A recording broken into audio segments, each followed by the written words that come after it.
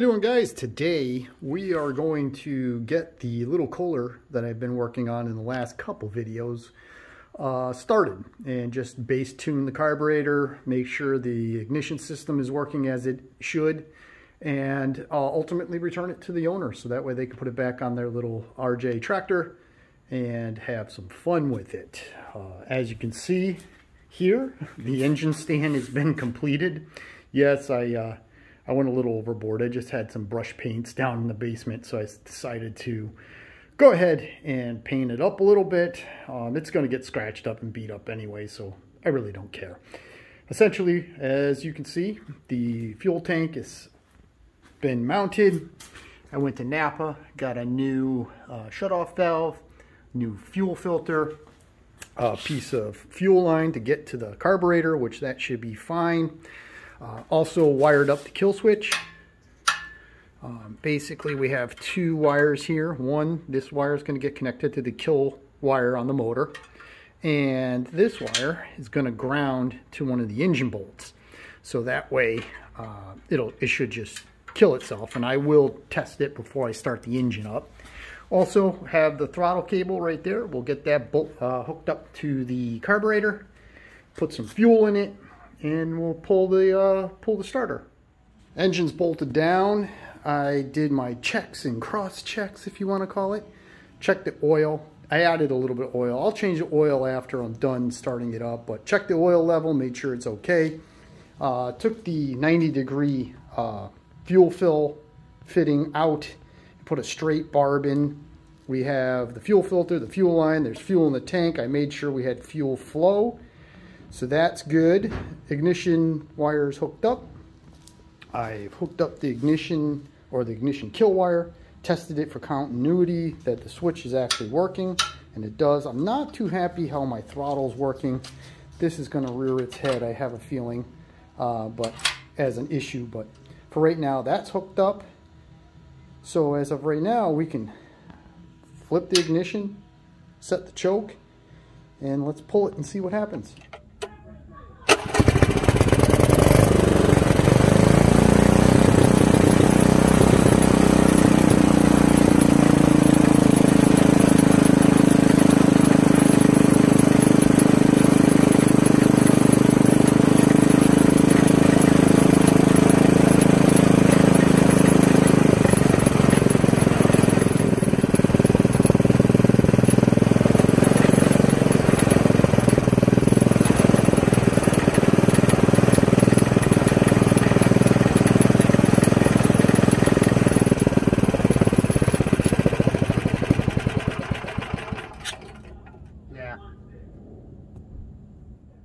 So at the end of that little montage, you could see I had a little bit of frustration. The motor just won't idle. It'll mid-range, fast idle, perfect. No, it doesn't fart or pop or anything. But once I get it, try to lower the idle down to try to control, or just try to get the motor to settle down for a nice normal idle, it just will not do it. It just starts to spit and spatter and stall. So I kind of figured I might have a problem with the carburetor. So what I'm going to do is we're going to go downstairs into the basement. We're going to dig a carburetor up, do some quickie cleanup and setup on that carburetor in order to put it on the motor, which is right underneath you, and see if we can get this thing to run nice and smooth with the carburetor of mine downstairs, and eliminate that facet or that variable. Let me show you what I'm finding with the carburetor now. So with the general setup, I'm not going to discount that the governor is not set correctly. So I'm going to break out the manual, which is what, right there. Don't really have to break it out far, but we're going to go ahead and do a full governor adjustment on it and make sure that that's set correctly. The other thing is this, if I shut my mouth, you can hear it.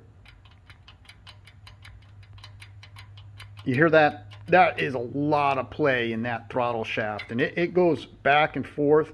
You can just see how much play is in that. And what I'm thinking is when the engine's at a mid to high RPM, the draw through the carburetor is enough to draw enough fuel to run. When I bring this carburetor down to idle, I believe it's sucking air, or more air than it really should, through this throttle shaft, and that's what's throwing off or leaning out the mixture. Because I took this screw, this is the idle adjustment screw, and I literally opened it all the way to allow as much fuel as possible into the motor, and it was doing exactly the same thing. So then what I was doing is I would go the opposite direction and really pretty much shut the fuel off, and this thing would die faster than it did with the idle screw all the way out. Basically, there's no tension. I mean, it was like this, like the screw's loose, so it's pouring fuel into it. And when I opened, I had like maybe a third of a tank in here, and just in the short while, it sucked that whole tank down. So I think the carburetor is the issue. It wasn't flooding. There was no fuel backflow out the opening of the air inlet. So I don't believe there was any particular issue with the float in seat. So let's go downstairs. Let's take a look at some carburetors and find one that we can clean up, throw a kit in, set up, and get her running. On the shelving unit, you can see I have an issue with carburetors, specifically the earlier style Carter ends. I mean, I have these two carburetors in the back. Those are LMGs. These are from Clinton Motors. I got a couple of these. These are good carburetors. They just need to be cleaned and adjusted. There's really no corrosion. These two Carter ends are not junk, but they have some issues that need to be physically fixed. They're not just a clean in a kit. I have way too many NOS, domed bowls than I really should. So we'll grab one of those. I even got NOS floats for the domed carburetors. But these carburetors here are pretty much complete. They're in various sizes, like this one here. What is this?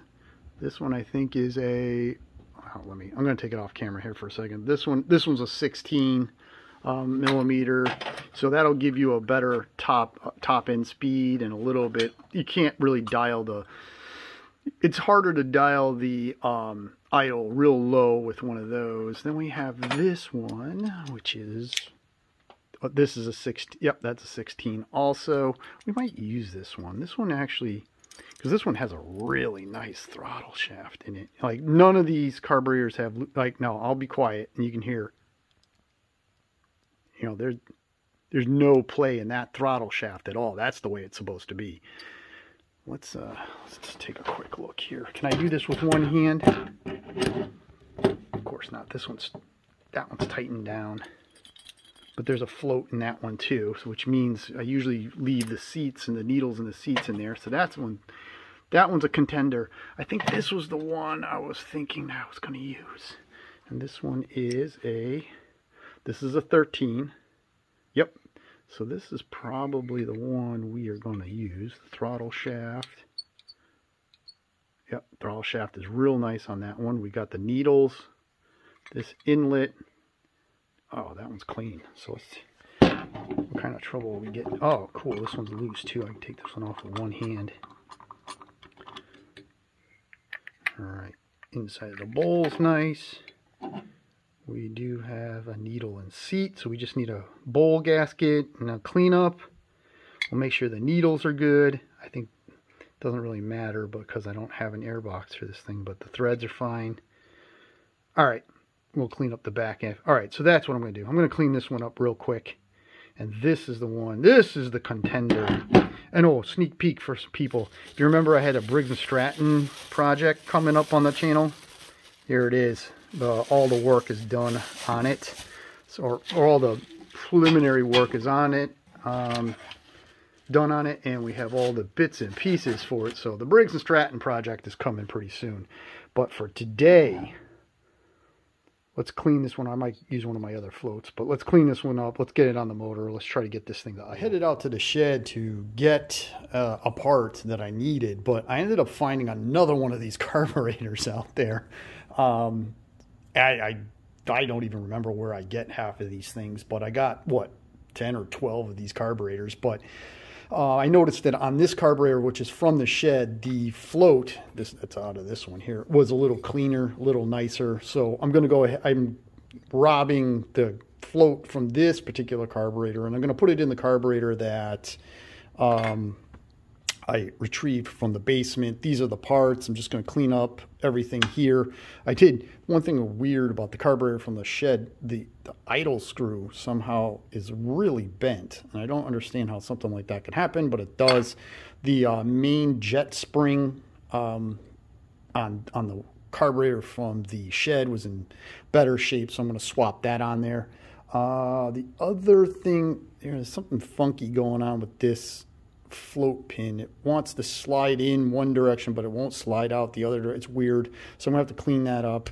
So I'm gonna go ahead and hit everything with some Scotch-Brite and some brake cleaner and slap this thing together and eventually put it on the motor. I will adjust the I'll adjust the governor once I get this carburetor on the motor.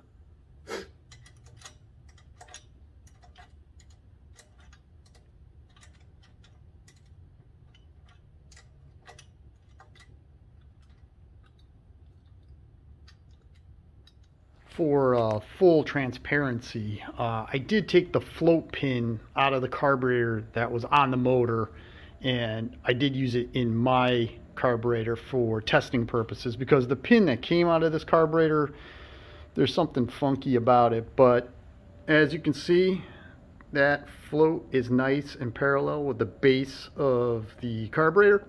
So I'm going to go ahead and clean everything up, blow it off with some air. I am going to take the bowl gasket that I just put in this carburetor and put it in my carburetor, so that way I don't have to break open a new kit right now, because it's mint, as well as the actual carburetor gasket.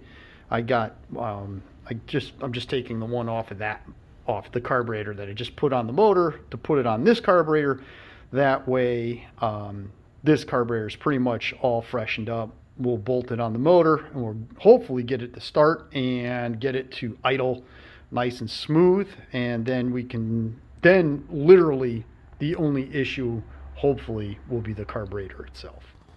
So I got my carburetor mounted. I did have to go down to the basement and get a longer throttle rod. This item right here. Because if we look at my carburetor, the full idle, okay, where we would be at idle, the throttle arm is like in the 1 o'clock position, let's call it. When we look at the original carburetor that came with or what was given to me, idle in itself is right at like the 12 o'clock position. So the throttle rod that was on the motor was short, or too short for my carburetor. So I had to go downstairs and swap out the carburetor rod. Now I am using a Clinton carburetor rod on this Kohler, but it'll do the trick. What else? I did do an adjustment, or I made sure the adjustment on the governor was correct. We hooked up the throttle.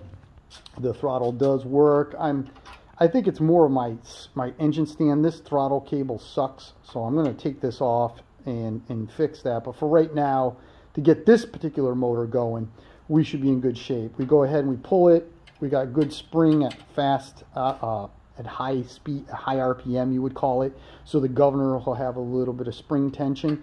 And then when we go all the way down, we do get back to complete idle. And if we push on the idle, there's a spring load to keep that closed. So overall, it seems to actuate and work good. The problem that I'm finding is the spring for the governor arm itself right here. That might be a little weak, because there's like a dead spot, like a pretty big dead spot in the spring where it's just kind of like loosey-goosey. So we'll see how that works out. But in general, got that all hooked up. It's all base set, so we're good. One thing I wanted to show you, and I'm hoping I can do it here with one hand, is how bad the throttle shaft in this this carburetor really moves around. Let's see if I can get this thing to stay put here so I can do it. So at idle, you know, this thing moves around a lot. I mean, you can hear it. So there's a lot of play in that throttle shaft, and I'm believing that that's probably the culprit for it not to idle. But we'll find out. So next up, let's drag it outside and let's fire it up. All right, so here goes nothing. This is either going to go really, really good or it's going to go really, really bad. But let's see what happens. Oh, and by the way, I always have a pair of pliers in my pocket when I first start up these engines, just in the event that the motor races and the kill switch doesn't work. I can grab the spark plug wire and yank it off the spark plug without getting electrocuted. So let's see what happens.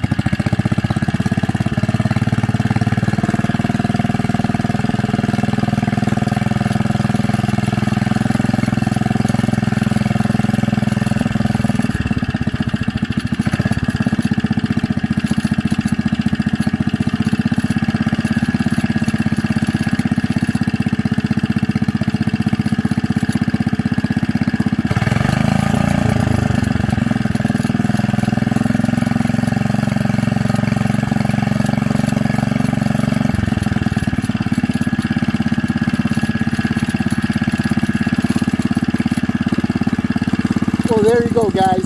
It was definitely a carburetor issue. My carburetor that I just threw together in about like 5 minutes. It runs, it drives, it idles, and I did nothing. You saw what I did. I dragged it outside and I started it up. You can see a little bit of a hiccup in it, but that's just because it's base tuned. I haven't even messed with it. I was messing around with the idle. There's a little bit of a jingling noise you can hear, and that's the recoil. So I'm going to go through that real quick and see if I can get that to stop. But overall, it smoked when it throttled up and it smoked when it throttled down, and that's just because there's wear and tear in the motor. But overall, it runs real good. I got to work on the throttle setup on the stand. The throttle cable that I have just doesn't work. It's a piece of junk. So, but outside of that, I mean, it seems to run pretty good. Let me just throttle it up one more time and see what happens.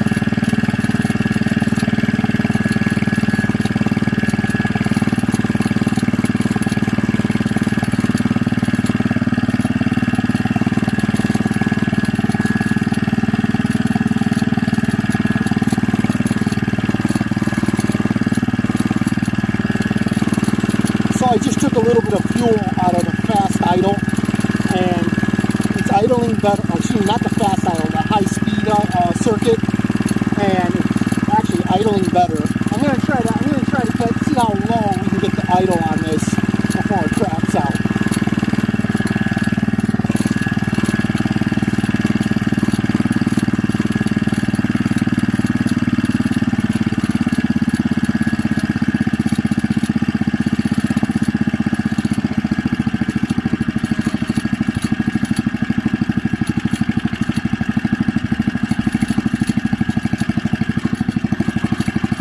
So where the other carburetor, it wouldn't even run at idle, it kept dying as I showed you. You pretty much can't get a better idle out of a Kohler than that. And that's a number 13 carburetor. The smaller the bore the carburetor, the better the idle. Because there's more, that smaller neck creates more draw for the fuel.